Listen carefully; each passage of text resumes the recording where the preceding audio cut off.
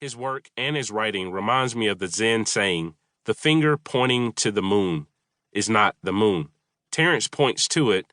He signposts this larger love beyond himself and beyond our own self-absorption. Terence invites us to embrace a love that is without measure and without regret. It connects us, and therein lies our joy, even in a time of uncertainty and pandemic. In such times, we rely on a voice like Terence Lester's. It beckons us to joy in spite of everything. It knows what can scale the walls that divide and keep us from each other. It widens the circle, and we're astounded at how thrilling it is when we know, finally, that our separation has always been an illusion. We are meant, after all, to embrace kinship and connection. We are grateful to have been reminded.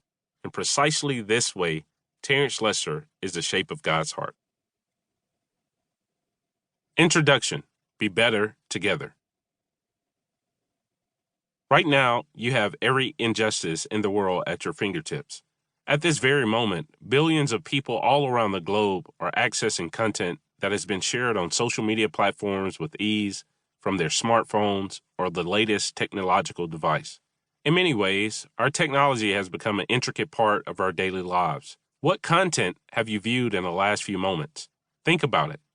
While some people in the world are using technology to keep in touch with relatives, family, and friends, sharing pictures and videos that help to close the distances between loved ones. Another trend has simultaneously been emerging. We're all posting content that relates to injustices and disasters on social media, which means our awareness of the problems that exist in the world is ever increasing.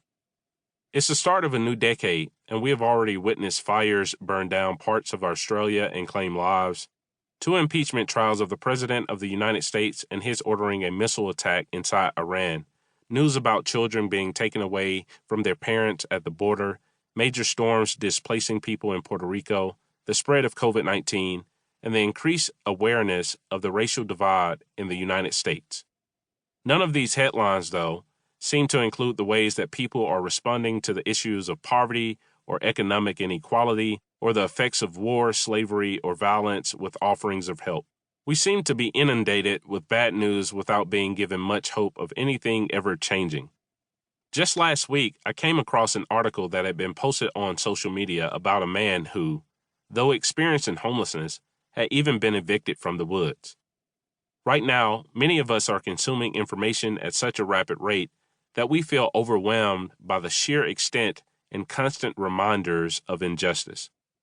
According to media agency Sproutworth, in 2019, 71% of people had increased their online video viewing, and 150 million people are still using Facebook stories.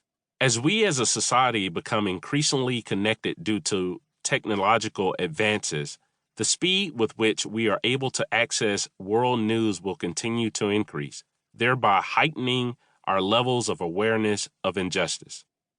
When I use the word injustice, I'm referring to any systemic issue that threatens, robs, or blocks a person from reaching their God-given potential or prohibits them from experiencing equal and equitable treatment or access. Having been exposed to so much content related to injustice, it can be all too easy to simply disengage, feel numb, or become confused about what we can do to make a difference. We begin to ask deflating questions like, what can we do about it? Or is it even possible for me to change this? Apathy or action?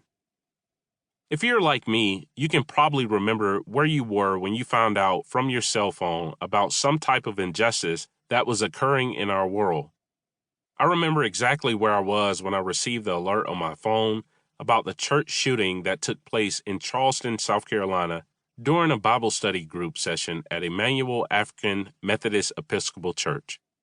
I was just leaving the gym, and there it was on my screen, Dylan S. Roof and the Charleston Church Massacre. Finding out about it there, alone, I remember the rage that I felt and the tears that accompanied my immense frustration. It was paralyzing. I was trying to figure out why we're still wrestling with racial injustice in our country and in our world in the post